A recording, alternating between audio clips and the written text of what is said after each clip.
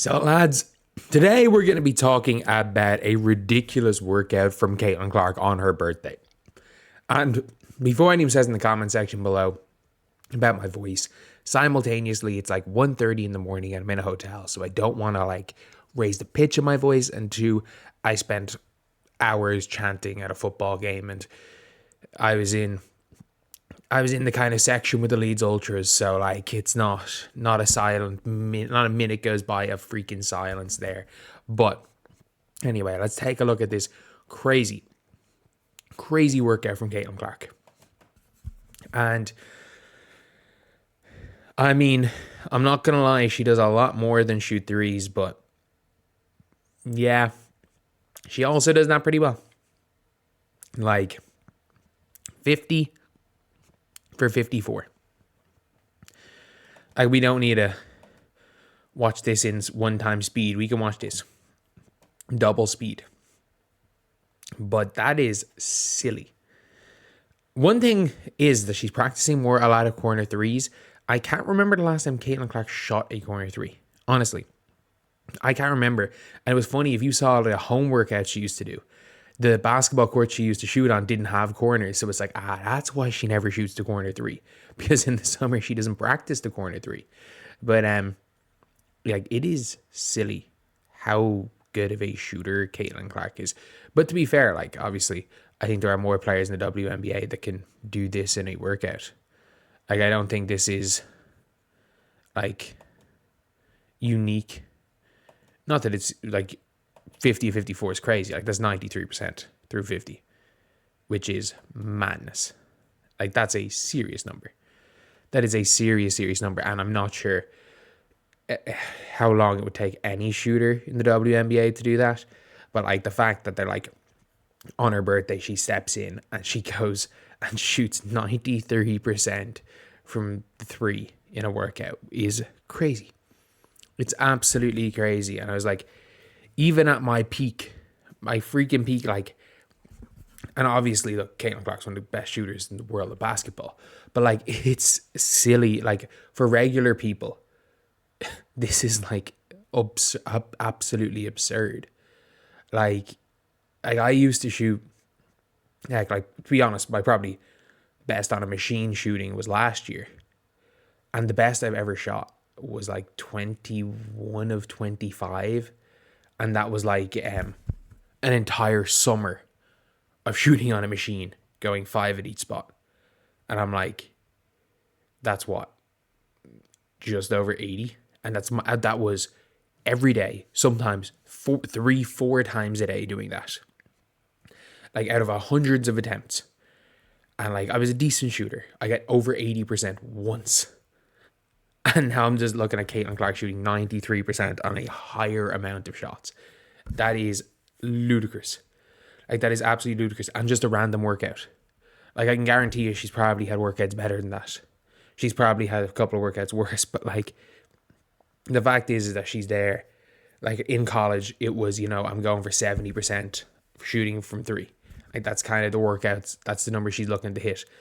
And she's probably up that to 80 is deep. I'd say 80% is probably her average 3-point shooting workout, which is crazy. Next year, the Caitlin Clark that's going to come in next year, you can see, just look at her right arm. Just look at her right arm compared to last year. She's obviously still skinny, but there is literally Caitlin Clark. Obviously, Amber Cox is there. Someone else is there giving her a birthday cake. But how many? It's our coaches in front office. There are 4 individual coaches there for just Caitlin. Just Caitlin Clark. There are 4 coaches coming in to work her at time, which is the perfect thing. Breanna Harmon, where my shooter's at, getting ready for a 3-point contest. He's winning that NBA All-Star 3-point contest. You just never know. Sabrina Ionescu's the all-time leader. 50 out of 54 is mad. Best player in the world. Not yet. She's got to prove she's better than Nafisa. For me, there is still I would say this right now. We've seen it's looking based on the playoffs that the Stewie declined. and even in a rival, the Stewie decline might be real. Like her IQ's there, her shooting has just been horrific. Because you need Kelsey Mitchell to sign that core. There's no rest when you're on a mission to be the greatest ever. MVP season incoming. The shot's been found. Like, it's gonna be scary for WNBA teams. I mean that. Like, it's actually, if Caitlin Clark can play like she is capable of and can make that improvement, and she's not going to come in. Like, we do forget that, like, Caitlin Clark's numbers last season, she didn't have the greatest first 10 games. She wasn't bad in the first 10 games, but she had like a near 1-to-1 assist to turnover ratio. Her percentages were all over the place. So, like, if she can come out and raise that, she's not going to shoot 40% from three, but if she can raise that 3-point shot from, like, I think she shot like 38 or something after those first 10 games. She just shot quite poorly in those 10 games. I think it was sub 30. But, like, if she can go and bring that three up to a 38%, especially with the distance she shoots them, the fact they're off the dribble, like, the better she's shooting from three, the more frees up her layup. She's not going to shoot under 60%. She's probably not going to shoot under 60% from layups. Like, she could very easily push herself up to, and the team playing a little bit faster, she could push herself up to 25 and 9. Like, that's a not unrealistic number for Caitlin Clark next season. 25 and 9. Like, if you're asking my prediction, I would say she's going to have more assists than last year. I think she's going to have the 9 assists, but I would project 22 and 9. I think 22 and 9, the Fever win 20. I'll go 28. Give them to go 28 and 16 on the season. And the Indiana Fever and Caitlin Clark wins her first MVP. That's my prediction for next season, is that Caitlin Clark wins the MVP, because surely there's got to be some voter fatigue on A'ja Wilson. With A'ja Wilson, there's got to be some voter fatigue, but you just never know. There might not be.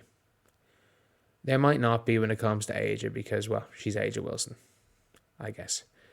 But yeah, sure. Look, either way, Caitlin Clark's going to be better than last year. Touch wood, barring injury, it's likely we see the greatest ever season for a point guard in WNBA history next season. Which, if you're a fan of Caitlin Clark, it's big.